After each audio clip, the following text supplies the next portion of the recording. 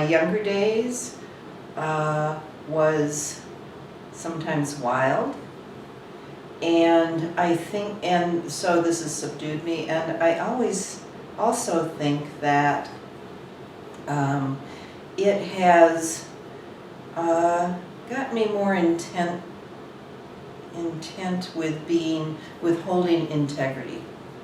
I've grown up, grown less fearful and more open to other people.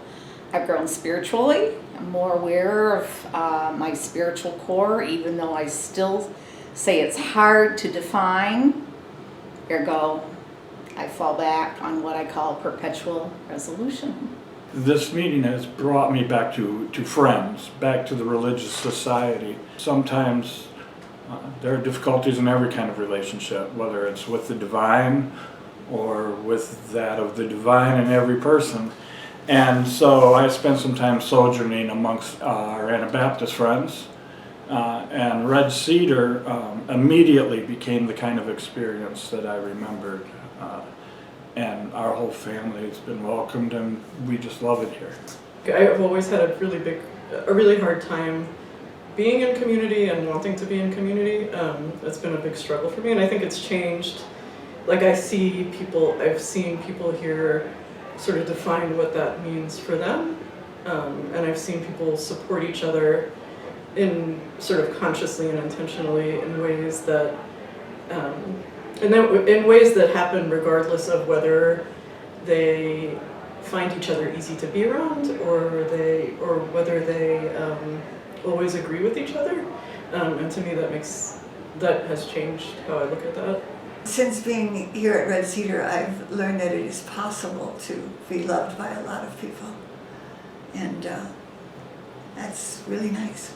I think it has made me a better person, but one way that it's changed me that I've become aware of recently is that it has made it harder for me to be, in some ways, in sync with the secular world, because I take our activities and views to be more, what should I say, central, typical, normative, and therefore I struggle more with the secular world, and I want deeper conversations than typically happen.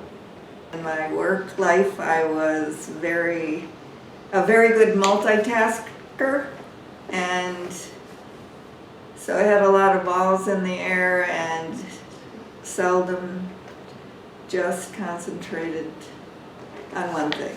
So I'm learning to focus, and I've also learned to I'm practicing activism, because we participate with some other faith groups in the Action of Greater Lansing, an activism group, and I like that. I have never had time to do that, so I'm doing it now.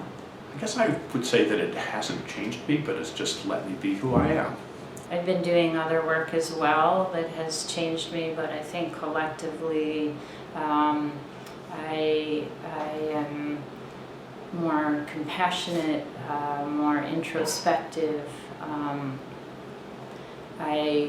I realize that spirituality is this sort of fluid thing. It's a journey that keeps changing and evolving, and sometimes going backwards a few steps, but then moving forward again. And it's an incredible exploration, both of self and the world, and the people in community. Oh, the attraction of this meeting to me is that I married one of your members, and I began attending with her. I will say I have never felt more welcome at anything than I felt when I first attended Red Cedar.